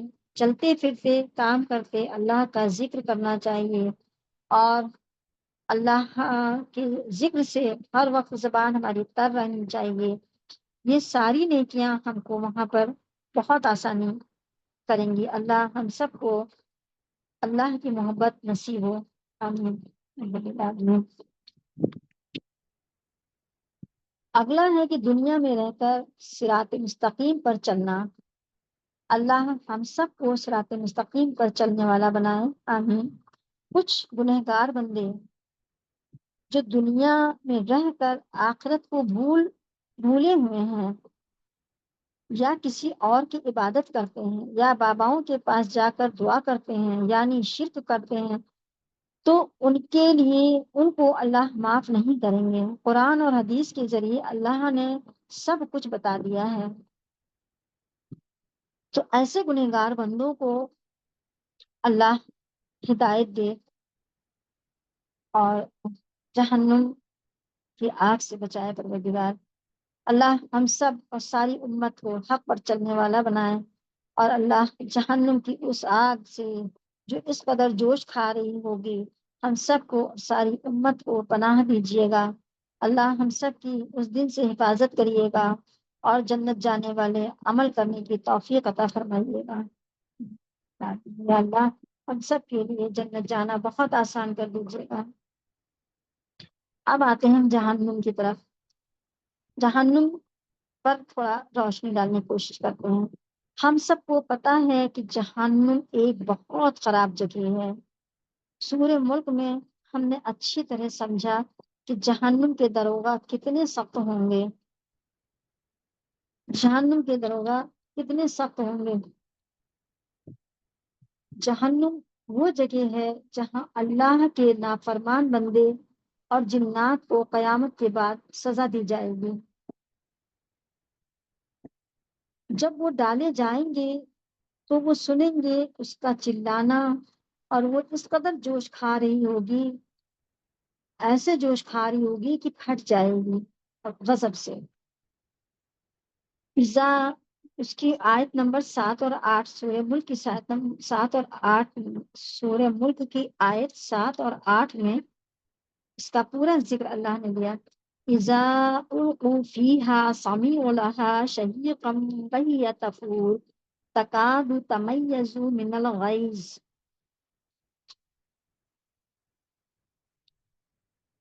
یعنی وہ غضب سے ایسا لگے گا کہ وہ غضب سے پھٹ جائے گی۔ جب اس میں جماعت یا گروپ ڈالے جائیں گے تو ان کے داروغہ اور چوکیدار ان سے پوچھیں گے، كلما ألقي فيها فوج سألهم خزنتها ألم يأتكم نذير، وہ پوچھیں گے کہ کیا تمہارے پاس کوئی ڈرانے والا نہیں آیا؟ ان کی آواز بھی بہت خوفناک ہوگی، وہ اتنے غصے میں ہوں گے، ہر وقت ان کے پاس اتنا غصہ ہے کہ وہ ہنسنا اور مسکرانا بھی بھول چکے ہیں۔ یا اللہ، یا اللہ، اے رب، ہم سب کو اور ساری امت پر بہت رحم کریے گا۔ اللہ، جو فوت ہو چکے ہیں، اللہ اپنی رحمت سے ان کے بھی گناہوں کو معاف کر دیجیے گا، اور جو حیات ہیں اللہ ان کو بھی بہت ہدایت دے دیجیے گا کہ ایسے ٹھکانوں سے بچ سکیں۔ اللہ، آپ بہت مہربان ہیں، اللہ سبھی کو جہنم کی آگ سے محفوظ فرمائیے گا۔ آمین یا رب العالمین۔ جہنم کی بھی کچھ خصوصیات ہیں۔ پہلا ہے کہ انتہائی گرمی اور آگ۔ جہنم میں اتنی انتہائی گرمی اور آگ ہوگی، جیسا کہ سورہ ملک میں ہم نے ابھی آپ کو اوپر بتایا کہ اس قدر جوش کھا رہی ہوگی کہ ان قریب ایسا لگے گا کہ ابھی وہ پھٹ جائے گی۔ اور سورہ تحریم کی آیت نمبر 6 میں بھی ہے کہ وقود والناس والحجارہ، اس کا ایندھن انسان اور پتھر ہوں گے۔ دوسرا ہے گہرائی اور وسیع۔ صحیح مسلم کی روایت ہے کہ اگر جہنم کے منہ سے ایک پتھر پھینکا جائے تو 70 سال کے بعد وہ تہ تک پہنچے گا۔ اس کا ایک یہ واقعہ بھی ہے کہ ایک بار ہمارے رسول اللہ صلی اللہ علیہ وآلہ وسلم اور صحابہ مسجد میں بیٹھے ہوئے تھے تو بہت تیز آواز سنائی دی۔ صحاباؤں نے پوچھا، یا رسول اللہ، یہ کیسی آواز تھی؟ تو آپ رسول اللہ صلی اللہ علیہ وآلہ وسلم نے بتایا کہ جہنم میں ایک پتھر ڈالا گیا تھا جو آج 70 سال بعد اس کی تہ پر گرا ہے۔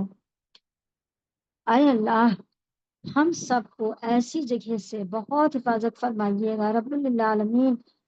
آپ بہت مہربان ہیں، آپ غفور الرحیم ہیں۔ اللہ، ہم سب کے گناہوں کو معاف کر دیجئے۔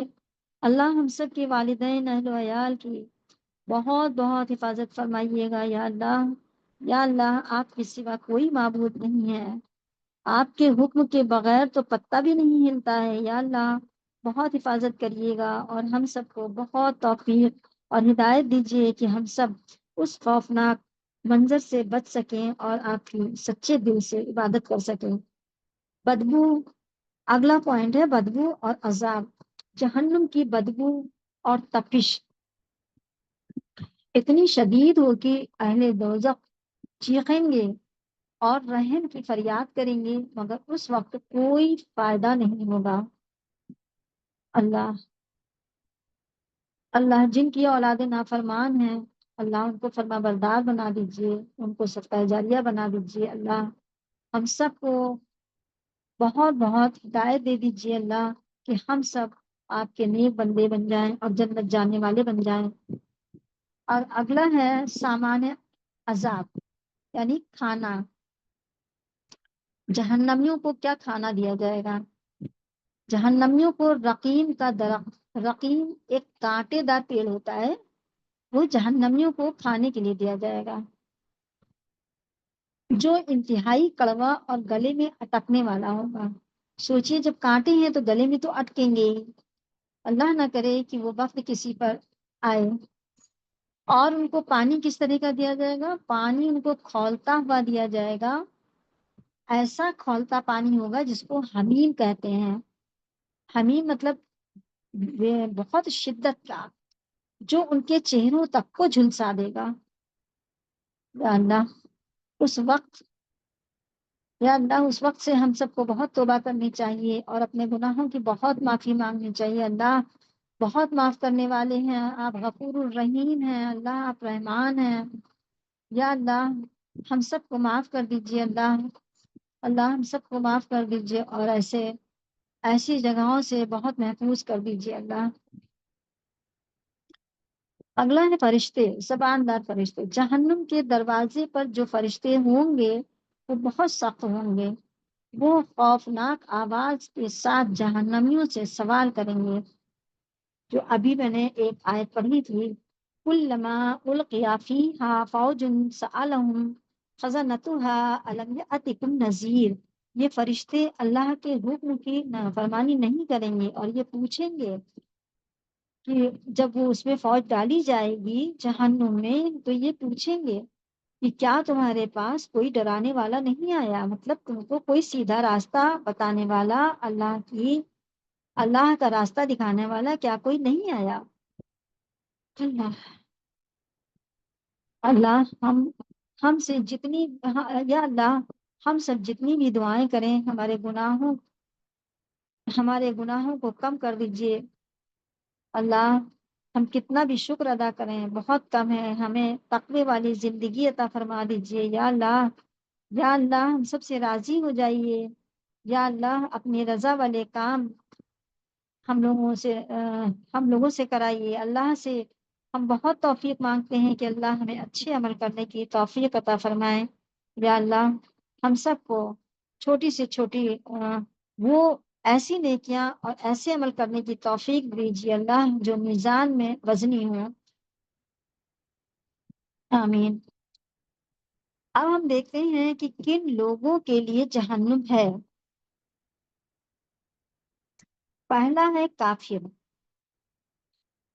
جو اللہ اور اس کے رسول صلی اللہ علیہ وآلہ وسلم کا انکار کرتے ہیں یا اللہ کے علاوہ کسی اور کی عبادت یا پوجا کرتے ہیں۔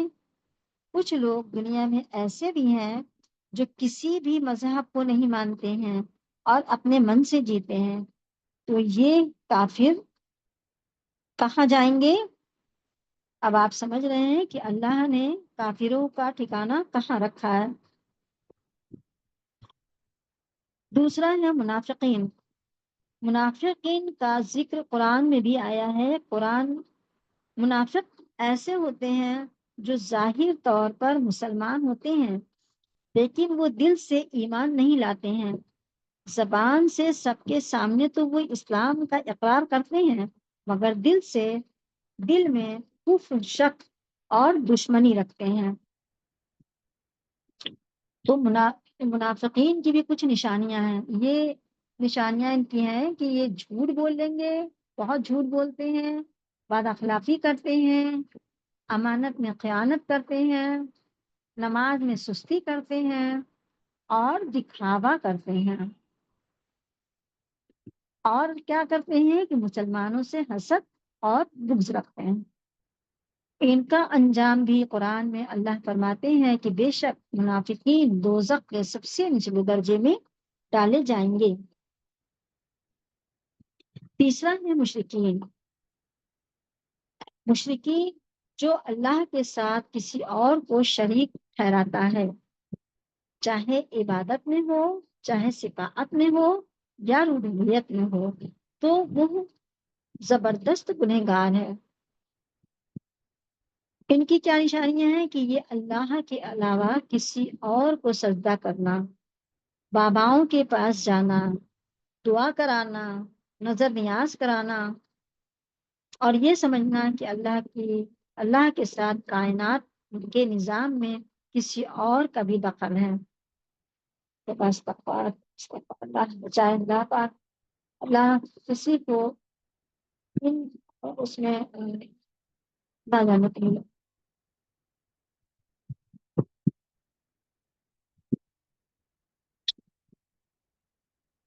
سورہ سورہ نساء کی آیت 48 ہے.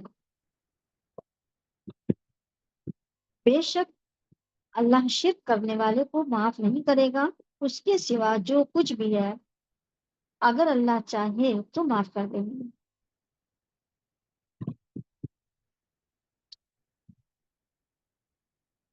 ان کا بھی ہے کہ اللہ کی انجام ہے اس کا کہ اللہ کی ناراضگی. اب اللہ کی ناراضگی ہونے سے اب سمجھ لیجئے کہ جنت کون کیسے جائے گا، اور ان کو ہمیشہ کی جہنم، اور جو تمام نیک اعمال انہوں نے کیے ہوں گے وہ ضائع ہو جائیں گے. ظالم، فاسق اور نافرمان بندے یہ بھی جہنم میں جائیں گے، اور جو بغیر توبہ کیے مر گئے ہیں وہ گناہگار بندے بھی جہنم میں جائیں گے. اللہ، یا اللہ ہم سب کو اور ہمارے گھر والوں کو اور ہماری ہماری اولادوں کو، اور اللہ پاک جو یہاں پر بیٹھے سن رہے ہیں، ہماری استادہ اور ہماری مومنات قرآن اکیڈمی کی ٹیم، اللہ ان سب کو اس سب سے بچنے کی توفیق عطا فرمائیں. اللہ ہم سب کا ایمان بڑھائیں اور بہت مضبوط کر دیں. یا اللہ ہم اللہ ہم ہر وقت توبہ کرنے والے بن جائیں، اور اللہ ہم سب کو ان ساری چیزوں سے ہماری بہت حفاظت فرمائیں. آمین. یا اللہ، تو کیا اگر ہم جہنم سے بچنا چاہتے ہیں تو اتنا سننے کے بعد کون نہیں چاہے گا کہ ہم جہنم سے بچ جائیں؟ اللہ ہم سب کو اس سے بہت بچائے. اس کے لیے ہمیں کیا کرنا ہوگا؟ اس کے لیے ہمیں کچھ تو کرنا ہوگا کہ ہم جہنم جانے سے بچیں. تو اس کے لیے بھی ہمیں بہت محنت کرنا ہوگا اور اپنے اللہ کو راضی کرنا ہوگا. تو اس کو بھی آپ نوٹ کر لیجئے کہ ہمیں اللہ کو راضی کرنے کے لیے اور جنت جانے کے لیے، جہنم سے بچنے کے لیے کیا کرنا ہوگا. پہلا ہے کہ ایمان.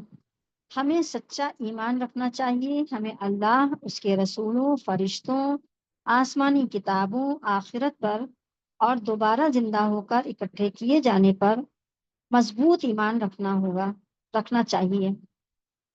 دوسرا ہے نماز اور فرائض کی پابندی. ہمیں نمازوں کی بہت پابندی کرنی چاہیے. کوشش کرنی چاہیے کہ ہم اول وقت میں نماز پڑھ لیں، کیونکہ تاخیر کرنے میں اکثر کوئی آ گیا یا کسی کام کو کرنے میں یا کوئی ایمرجنسی ہو گئی تو نماز لیٹ ہوتی ہے یا قضا ہو جاتی ہے. تو ہمیں نماز کوشش کر کے اول وقت میں ہی پڑھ لینی چاہیے، کیونکہ نماز کہیں معاف نہیں ہے. جو ہمارے لیے فرائض اللہ نے رکھے ہیں، اللہ نے بتائے ہیں، ہمیں ان کو پورا کرنا چاہیے اور سنتوں پر عمل کرنے کی کوشش کرنا چاہیے.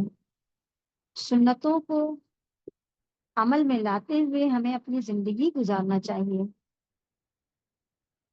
اللہ سبحانہ تعالیٰ ہم سب کو اچھے عمل کرنا اور جنت جانے والا بنائیں. آمین رب العالمین. اگلا پوائنٹ ہے توبہ، استغفار کرنا.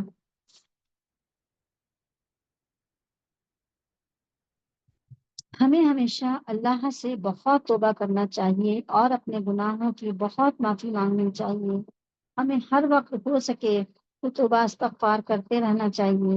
ہمیں یہ سوچنا چاہیے کہ پتہ نہیں کب ہمارا آخری وقت ہو جائے اور ہمارا اعمال نامہ بند کر دیا جائے. پھر تو ایک سبحان اللہ بھی ہم نہیں کہہ سکتے ہیں.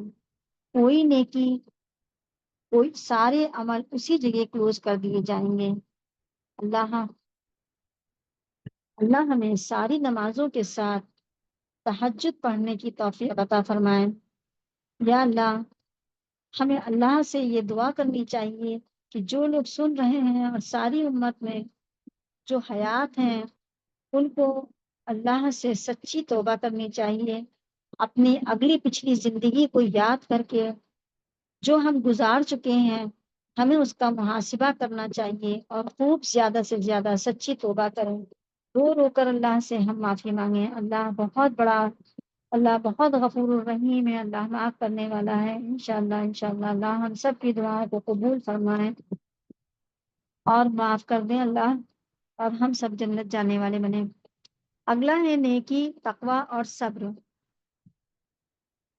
ہمیں چھوٹی سے چھوٹی نیکی کو بھی نہیں چھوڑنا چاہیے، اللہ کے یہاں ہر چھوٹی سے چھوٹی نیکی کا بھی اجر دیا جائے گا۔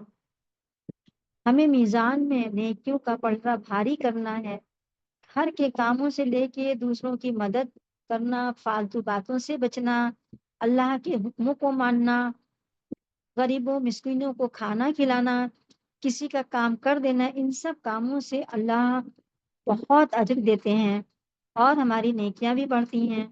اگر اگر کسی کی کوئی بات ہمیں بری لگ جائے تو ہمیں کیا کرنا چاہیے؟ تو ہمیں صبر کرنے دینا چاہیے، کیونکہ اللہ صبر کرنے والوں کے وہ بہت پسند کرتا ہے، اور اللہ ہم کو صابرین والے بندوں کی لسٹ میں شامل فرمائے گا اور اس کے لیے بہت بڑے بڑے ریوارڈ دے گا۔ تو ہمیں تقوی اور پرہیزگاری والی زندگی گزارنا چاہیے۔ اسی طرح پڑوسیوں رشتہ داروں کا بھی حق ادا کرنا چاہیے۔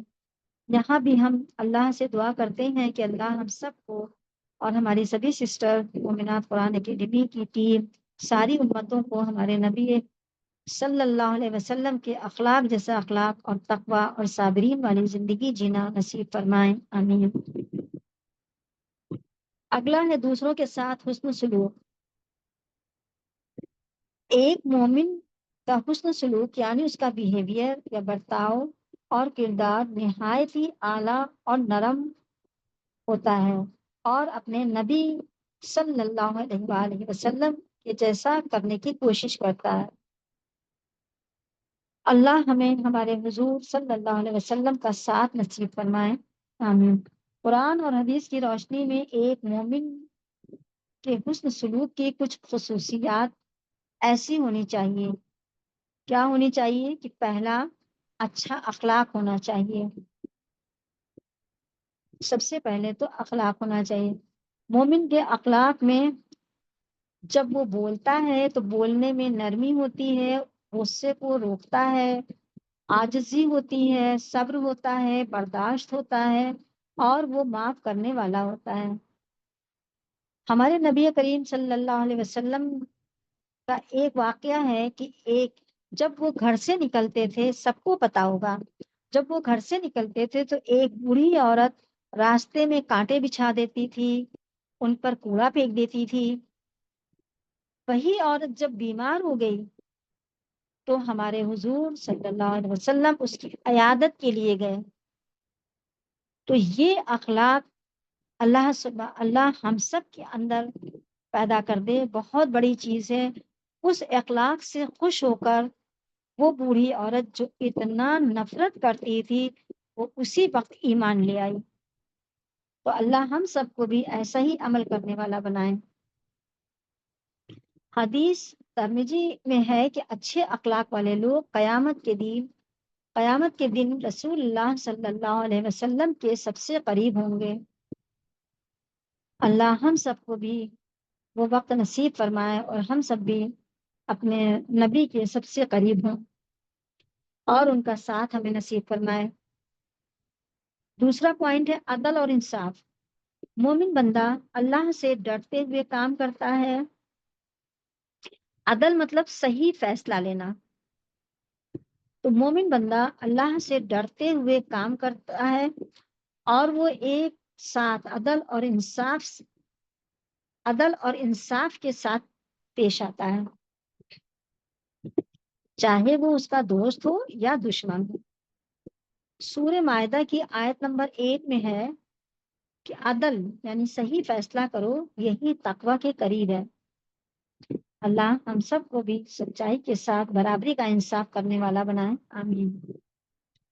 اگلا پوائنٹ ہے خیر خواہی اور مدد۔ خیر خواہی اور دوسروں کی خیر خواہی اور مدد کرنی چاہیے۔ محتاجوں کی مدد کرنی چاہیے۔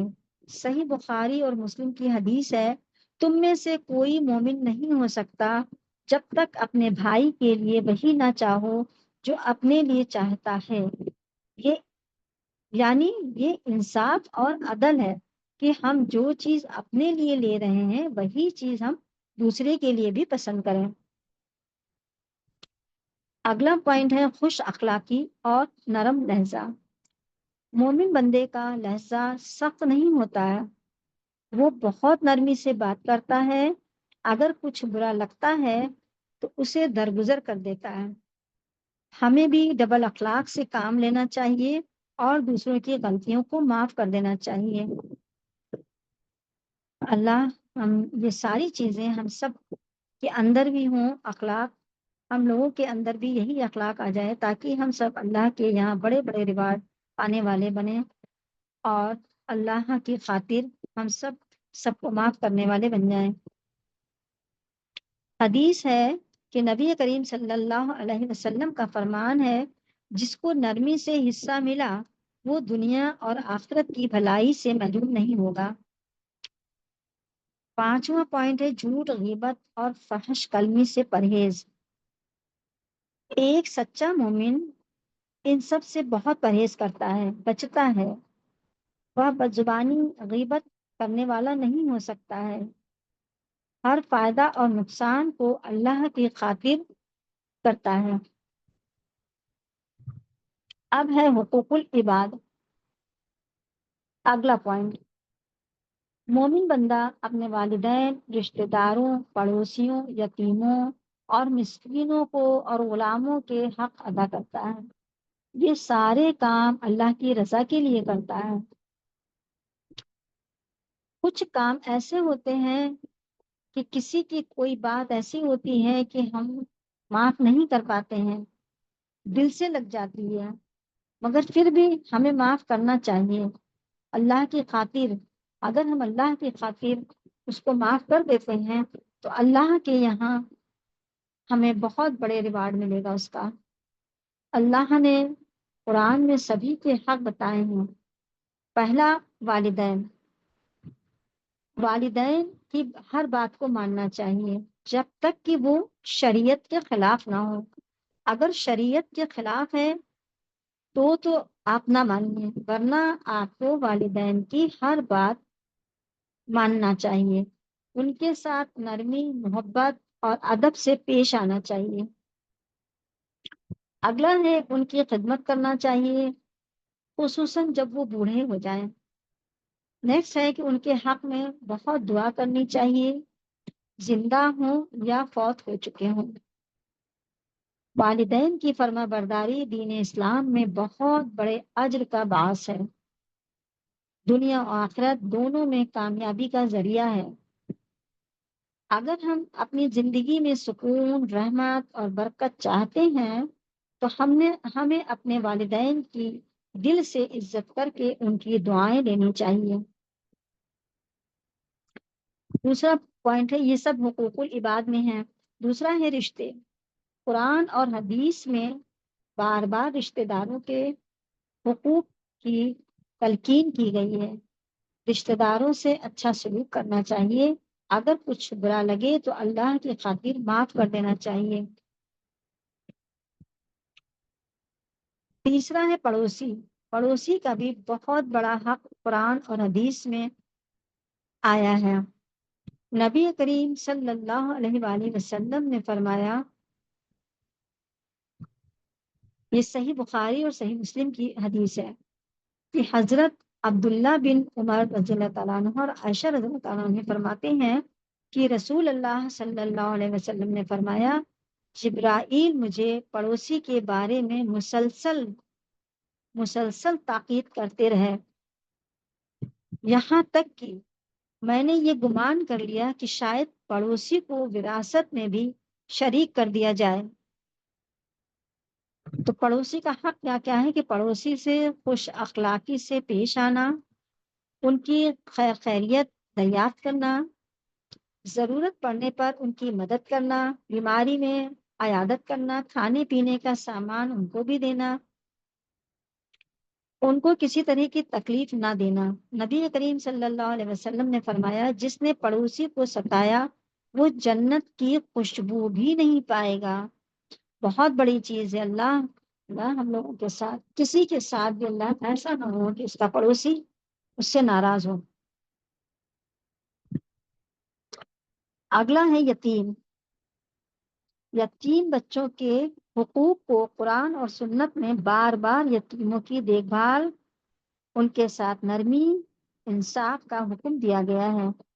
نبی کریم صلی اللہ علیہ وسلم نے فرمایا جس نے یتیم کے سر پر ہاتھ پھیرا صرف اللہ کی رضا کے لیے تو جتنے بال اس کے ہاتھ کے نیچے سے گزریں گے ہر بال کے بدلے نیکی لکھی جائے گی۔ مسکین، اگلا پوائنٹ ہے مسکین۔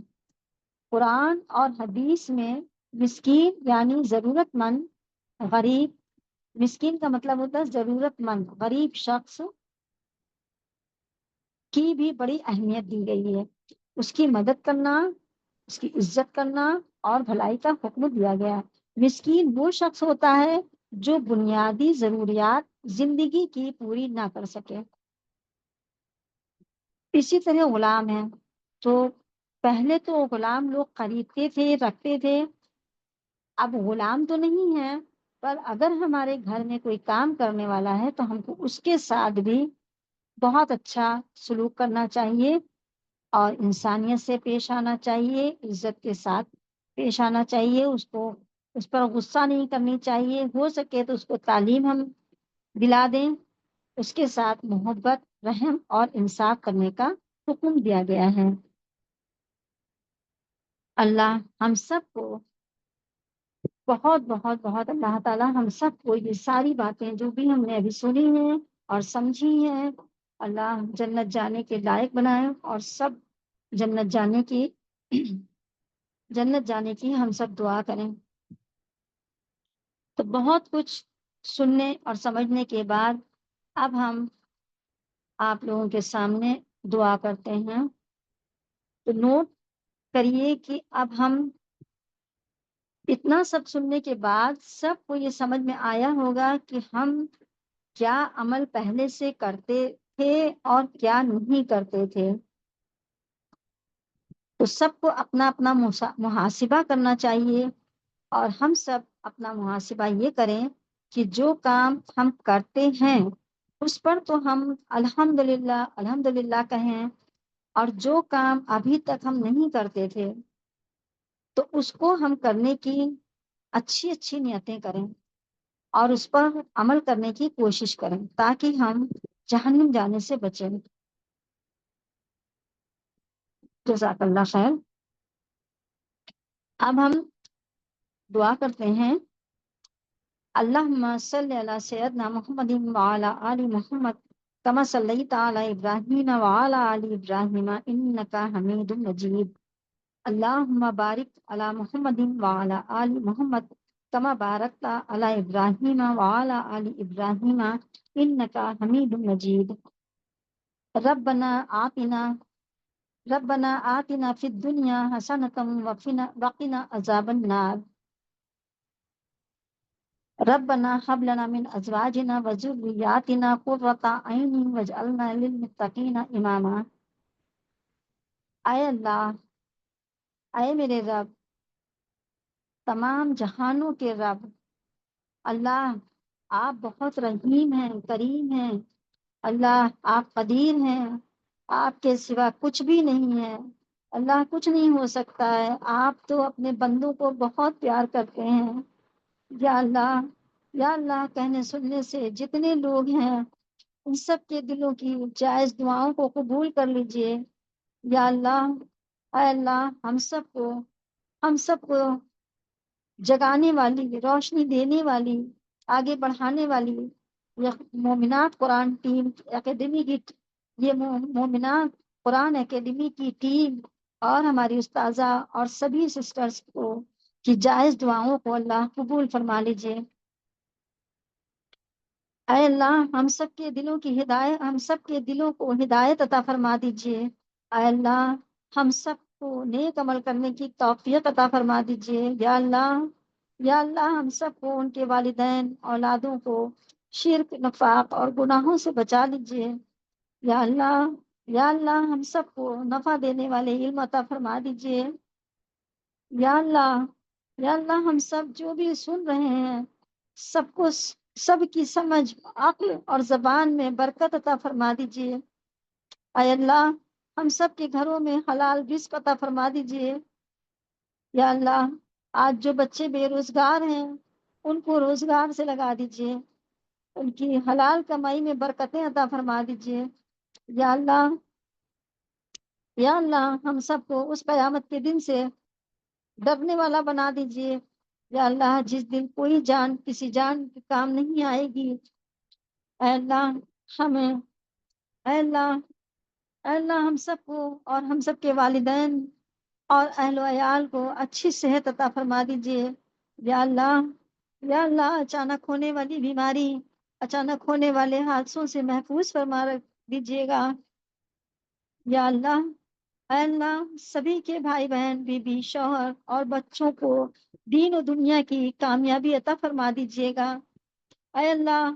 اے میرے رب، سارے جہانوں کے رب، آپ سب کو جنت الفردوس عطا فرما دیجیے گا یا اللہ۔ آپ تو خوب سنتے ہیں اللہ، اے اللہ آپ ہر وقت اپنے بندوں کے ساتھ رہتے ہیں اللہ، سب کی دعاؤں کو قبول کر لیجیے اے اللہ۔ ہم سب کو، سب کے والدین، اہل و عیال کو قبر، قیامت اور پلسرات کے خوف سے بچا لیجیے گا یا اللہ۔ ہم لوگوں کا اعمال قبول کر لیجیے گا یا اللہ، چھوٹا سا چھوٹا اعمال بھی اللہ، اللہ میزان کا پلڑا بھاری کر دیجیے گا اے اللہ۔ اے میرے رب، ہم سب کے چھوٹے بڑے، اگلے پچھلے سبھی گناہوں کو معاف کر دیجیے گا اے اللہ۔ آپ کے بندے بہت گنہگار ہیں اللہ، یا اللہ ان کے گناہوں کو معاف کر دیجیے یا اللہ۔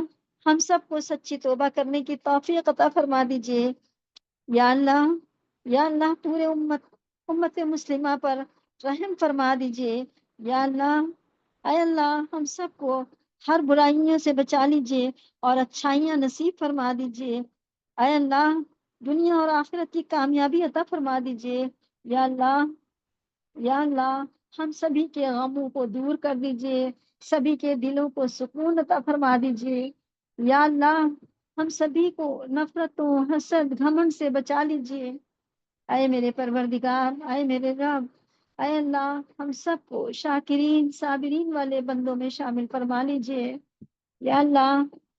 یا اللہ ہمارے اعمال اتنے اچھے نہیں ہیں، اپنی رحمت سے ہم سب کو جنت جانے والا بنا دیجیے، اپنی رحمت سے ہم سب کو جنت جانے والا بنا دیجیے گا اللہ۔ حشر کے میدان میں حساب کتاب میں ساری امت کی حفاظت کریے گا اللہ پاک۔ ہم سب سے آسان حساب لیجیے گا پروردگار، ہم سب گنہگار بندے حساب نہیں دے پائیں گے اللہ، بہت آسان حساب لیجیے گا اے اللہ۔ ہم سب کا ایمان بہت مضبوط کر دیجیے تاکہ اپنے ایمان کی روشنی میں ہم پلسرات تیزی سے پار کر سکیں یا اللہ۔ ہم سب کو بہت شکر گزار بنا دیجیے اللہ یا اللہ۔ ہمارا پلسرات سے گزرنا بہت آسان کر دیجیے گا یا اللہ۔ اے اللہ، اے میرے رب، ہم سب آپ یا اللہ، ہم سب کے والدین، اہل و عیال کو جنت کی نہروں سے پانی پینا، دودھ، شہد اور باغات سے میوے پھل کھانا نصیب فرما دیجیے آمین رب العالمین اے اللہ۔ اے اللہ جہنم کی اس آگ جو اس قدر جوش کھا رہی ہوگی، پناہ دے دیجیے گا اور ہم سب کی اس دن بہت حفاظت کر دیجیے گا یا اللہ۔ جنت جانے والے عمل کرنے کی توفیق عطا فرما دیجیے یا اللہ۔ اے اللہ جن کی اولادیں نافرمان ہیں اللہ، ان کو نیک ہدایت دے دیجیے یا اللہ۔ ہمیں ایسے عمل کرنے کی توفیق دے دیجیے کہ ہم اپنا اعمال نامہ داہنے ہاتھ میں لینے والے بن جائیں اور ہم اپنے نبی کریم صلی اللہ علیہ وسلم کا ساتھ نصیب ہو اور ایسا عمل کرنے کی توفیق دیجیے کہ ہم اپنا اعمال نامہ اپنے داہنے ہاتھ میں لے سکیں۔ یا اللہ، ہم سب کا اخلاق ہمارے نبی جیسا بنا دیجیے، ان کے اخلاق پر چلنے والا بنا دیجیے۔ یا اللہ، ہمیں تقوی اور پرہیزگاری والی زندگی عطا فرما دیجیے۔ یا اللہ، یا اللہ، قیامت میں ہمیں اپنے نبی صلی اللہ علیہ وسلم کا ساتھ نصیب فرما دیجیے گا۔ یا اللہ، یا اللہ، اے اللہ، موت سے پہلے ہم سب کی مغفرت فرما دیجیے گا۔ قبر میں منکر نکیر کے سوالوں کا جواب دینے کی توفیق عطا فرما دیجیے گا۔ یا اللہ، یا اللہ، اے میرے رب، جو کچھ بھی مانگا ہے اسے بھی قبول کر لیجیے گا، اور جو مانگنے سے رہ گیا ہے اللہ اسے بھی عطا فرما دیجیے گا۔ یا اللہ، ہم سب پر بہت رحم کر دیجیے گا۔ اے اللہ، ہم سب پر بہت مہربان ہو جائیے گا۔ اے اللہ، اے میرے رب، میرے پیارے رب، اس قیامت کے منظر سے پہلے ہم سب کو ہدایت دے دیجیے، مغفرت فرما دیجیے، تاکہ ہم سب جنت جانا ہم سب کو نصیب ہو۔ آمین رب العالمین۔ اللهم صل اللهم صل على محمد وعلى آل محمد كما صليت على إبراهيم وعلى آل إبراهيم إنك حميد مجيد۔ اللهم بارك على محمد وعلى آل محمد كما باركت على إبراهيم وعلى آل إبراهيم إنك حميد مجيد۔ جزاک اللہ خیر کثیرہ۔ ایک بار آپ سب سے پھر بہت شکر، آپ کا سب کا بہت شکر ہے کہ آپ سب نے اپنا اتنا وقت دیا اور سمجھنے کی کوشش کی۔ اللہ ہم سب کو کہنے سننے سے زیادہ عمل کرنے کی توفیق عطا فرمائے۔ السلام علیکم ورحمۃ اللہ وبرکاتہ۔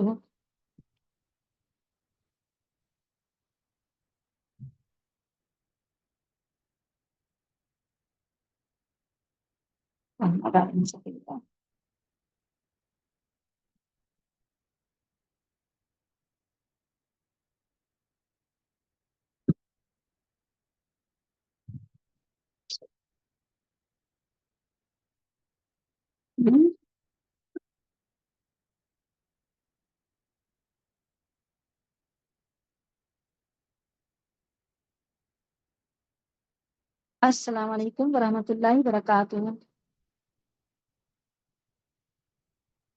ہلو، ہلو، ہلو، میری آواز نہیں آ رہی ہے؟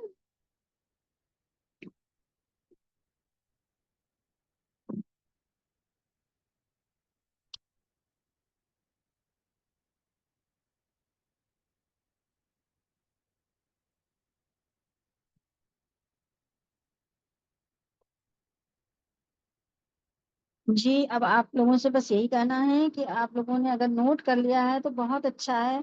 باقی اپنے حساب سے ہم نے پوری کوشش کی ہے، اور جو کچھ بھی ہم سے چھوٹ گیا ہو، رہ گیا ہو، یا کچھ مسٹیک ہو گئی ہو، تو آپ لوگوں سے یہی امید کرتے ہیں کہ اس کو معاف کریے گا۔ باقی اللہ نے جو بھی جتنا بھی ہمیں سمجھ دی تھی اس کے حساب سے ہم نے آپ لوگوں کو